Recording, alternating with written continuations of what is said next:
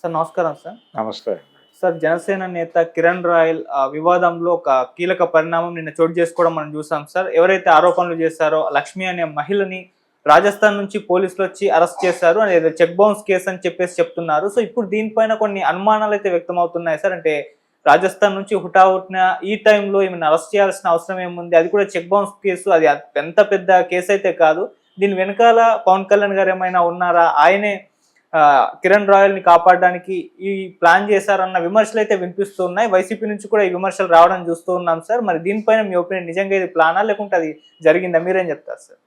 అంటే జరిగి ఉండొచ్చు, లేదు ప్లాన్ చేసి ఉండొచ్చు. అంటే వివాదం నడుస్తుండగా, పైగా ఆవిడ ప్రెస్ క్లబ్లో ఉండగా పోలీసులు వచ్చి ఆవిడని కస్టడీలోకి తీసుకెళ్ళి ఆ వెంకటేశ్వర యూనివర్సిటీ తాలూకా పోలీస్ స్టేషన్లో కూర్చోబెట్టి ఇంట్రాగేట్ చేయటం అనేది చదివాం మనం. కాబట్టి ఈ టైంలోనే ఇది జరగటం అనేది ఖచ్చితంగా ఒక స్పెక్యులేషన్కి దారితీసేటువంటి పరిస్థితి ఉంటుంది. దీనిలో అంటే కిరణ్ రాయల్ ఆడియో కూడా ఒకటి సర్క్యులేషన్లో ఉంది కదా, నేను కాపాడుతూ వచ్చాను నిన్ను, ఇప్పుడు నిన్ను ఎవరు కాపాడుతారో చూస్తాను టైప్లో ఒక ఆడియో కూడా సర్క్యులేట్ అవుతోంది. అంటే ఇలాంటి కేసుల్లో పర్టికులర్గా అనేక ఫోన్ కాల్స్ అవి కూడా రికార్డ్ అయి ఉంటాయి. ఇతని వైపు నుంచి రికార్డ్ అయి ఉంటాయి, ఆవిడ వైపు నుంచి కూడా రికార్డ్ అయి ఉంటాయి. అంటే పూర్తి నమ్మకంతో జరగనటువంటి ఏ రిలేషన్లోనైనా ఇలాంటి కాల్ డేటాలు ఉంటాయి.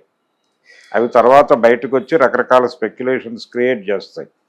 ఇప్పుడు ఇతను నన్ను వాంటెడ్గా టార్గెట్ చేసి ఆవిడ ఇబ్బంది పెడుతోంది అనేది ఎస్టాబ్లిష్ చేయడానికి ఆయన కొన్ని ఫ్యాక్ట్స్ని ప్రపంచం ముందుకి తీసుకొచ్చే ప్రయత్నం చేశాడు.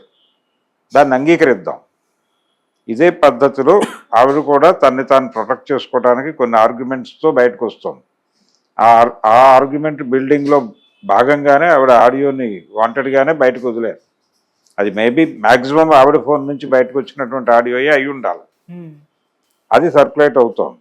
తద్వారా ఏంటంటే ఇతన్ని ఆశ్రయించాననే చెప్తోంది ఆవిడ.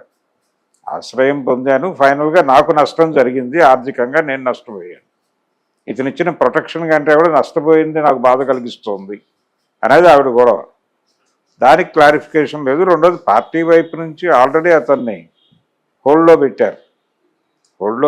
ఇది తేలిన తర్వాత మాట్లాడదాం అన్న పద్ధతిలో చెప్పారు. కాబట్టి ఇతని కోసం రాజస్థాన్ ప్రభుత్వంతో పవన్ కళ్యాణ్ మాట్లాడేదో చేశాడు. పవన్ కళ్యాణ్ ఇన్వాల్వ్ అయి ఉంటాడని నేను అనుకోవడం లేదు. కానీ ఈ కేసు ఆల్రెడీ అతను పర్సూ చేస్తున్నాడు కాబట్టి కిరణ్ రాయల్కే కొంత జ్ఞానం ఉండుంటుంది. ఏది, వాళ్ళని హోల్డ్ చేసిన సందర్భంగా ఎక్కడో మాట్లాడి ఉంటాడు కదా, నేను అడ్డు తప్పుకున్నాను వచ్చి చూసుకోండి అని చెప్పుండొచ్చు కదా. ఓకే, ఆ సందర్భంగా వాళ్ళు కదిలి వచ్చి తీసుకెళ్ళటం లాంటిది ఏదో జరిగి ఉంటుంది. సో అక్కడ పవన్ కళ్యాణ్ ఇన్వాల్వ్ చేయాల్సినటువంటి అవసరం లేదు. అతను జనసేన నాయకుడు ఇన్ఛార్జ్ అయినప్పటికీ కూడా స్ట్రైట్ అవే పవన్ కళ్యాణ్ ఇన్వాల్వ్ చేయాల్సినటువంటి అవసరం అయితే లేదు. ఓకే, పవన్ కళ్యాణ్ రోల్ ఉందా లేదా అనేది కాదు చర్చ. కిరణ్ రాయల్ ఎలా ఆర్గనైజ్ చేశాడు అనే దిశగా గనక ఆలోచిస్తే ఇది టోటల్గా అతని రెస్పాన్సిబిలిటీ. దీని నుంచి బయటపడిన తర్వాత నీ విషయం ఆలోచిస్తామని చెప్పేవాళ్ళు కాదు. ఇది గనక ఉండుంటే, అతన్ని ప్రొటెక్ట్ చేసుకునే ఆలోచన పార్టీకి ఉండుంటే డెఫినెట్గా ఆ ప్రకటన చేయకుండా అతన్ని ప్రొటెక్ట్ చేయడానికి ఏం చేయాలో అది ముందే చేసి ఉండేవాడు. ఈ గొడవలన్నీ తెలుసు కదా, అతనికి ముందే తెలుసు కదా. ఈ అమ్మాయి తన మీద దాడి చేస్తోంది, అది పీక్స్కి ఎడుతోంది అనే విషయం తెలిసి తను అక్కడ గేట్ ఓపెన్ చేశాడు, వాళ్ళు వచ్చారు. ఇప్పుడు క్లియర్గా పిక్చర్ అర్థమవుతోంది. ఈ ఆడియో బయటకు వచ్చిన తర్వాత కొంతవరకు ఇలా జరగడానికి అవకాశం ఉంది అనేది ఒక ప్రాపర్ సీనిక్ ఆర్డర్ రెడీ అయింది. దీని ప్రకారం ఈ కోణంలో నుంచి చూస్తే కిరణ్ రాయలే బాధ్యుడు అవుతాడు. అంటే ఈ లెవెల్ స్కీమ్ వేసాడంటే ఏదో మేరకు అతనికి ఇన్వాల్వ్మెంట్ ఉండుంటుంది, లేకపోతే స్థిరంగానే ఉండేవాడు కదా.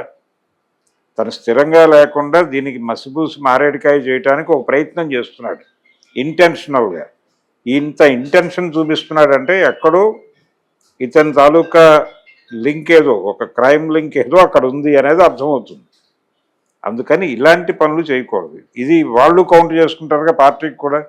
ఇప్పుడు వైసీపీ వాళ్ళు దాడి చేయటం వలన ఇది జనసేన పార్టీ అంతర్గతమైనటువంటి వ్యవహారంగా మారిపోయి, వాళ్ళ పరువుకి సంబంధించిన వ్యవహారంగా మారిపోయి ఒక చర్చకి దారితీస్తుంది కదా.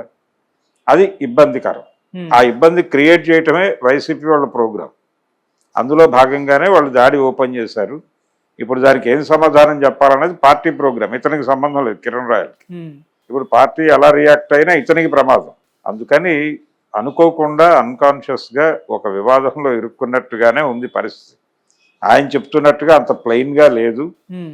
ఆయన పూర్తి స్థాయి శుద్ధపూస అనుకోవడానికి కూడా అవకాశాలు కనిపించడం లేదు. ఈ జరుగుతున్న పరిణామాల్లో కొంత ఎక్కడో అతని షేర్ కూడా ఉంది. ఈ ఆడియోల రూపంలో కానీ మరో రూపంలో కానీ బయటకు వస్తున్న వాస్తవాలు అతను ఏదో మేరకు చొరవ చూపించాడు, ఏదో మేరకు అతను లింక్ ఉంది అనేది అయితే ఎస్టాబ్లిష్ అవుతుంది. దీని మీద ఏం జరుగుతుంది అనేది పోలీసు విభాగం చూడాల్సిన పనే. ఆవిడ లక్ష్మి గారు పోలీస్ డిపార్ట్మెంట్ ఎలా నడిపిస్తారు ఈ కేసులు అనేది చూడాలి. ఓకే సార్, ఇక్కడ వైసీపీ కూడా ఫుల్ యాక్టివ్ అయిపోయింది ఈ ఇన్సిడెంట్ తోటి అని అనుకోవచ్చు. ఎందుకంటే వాళ్ళు ఫుల్ రైజ్ చేస్తారు ఇష్యూని, అండ్ ఇటు లైలా ఇష్యూని కూడా, రెండింటినీ కూడా సేమ్ టైంలో వాళ్ళు బాగా రైజ్ చేయడం, ఇంపాక్ట్ చూపించడం. అంటే YCP social media Jaganmohan Reddy గారు కార్యకర్తలకు భరోసా ఇచ్చిన తర్వాత రైజ్ అయిపోయిందని అనుకోవచ్చా సార్? మీరేం చెప్తారు? అంటే ప్రతి పార్టీకి సోషల్ మీడియా సైన్యం, ట్రోల్ సైన్యం ఉంది. పెయిడ్ ఆర్టిస్టులు వీళ్ళందరూ, పెయిడ్ ఆర్టిస్టులు కాదు, పెయిడ్ టీమ్సే వీళ్ళందరూ వేతన జీవులే. ఓకే, వీళ్ళందరికీ వేతనాలు ఇచ్చి వర్క్ ఫ్రమ్ హోమా లేకపోతే ఒక ఆర్గనైజ్డ్ ఆఫీస్ నుంచి జరుగుతుందా అనేది పక్కన పెడితే ప్రతి పార్టీకి ట్రోల్ సైన్యం కలదు. వాళ్ళు అలా గుచ్చితే అక్కడ యాక్టివిటీ మొదలైపోతుంది. వాళ్ళ రెగ్యులర్ ప్రోగ్రామే అది.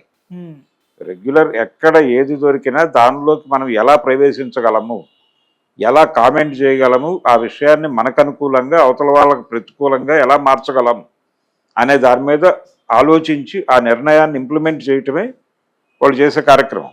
ఓకే, అది సక్సెస్ఫుల్గా చేయగలుగుతున్నారు. వాళ్ళు చేయగలగడానికి తగినటువంటి సరుకు దొరుకుతోంది సమాజంలో. దొరికినప్పుడు చేయకపోతే నేరం అవుతుంది. చేయటం అనేది ప్రాపర్గానే ఉంది కదా, యాక్టివ్గానే ఉన్నారు.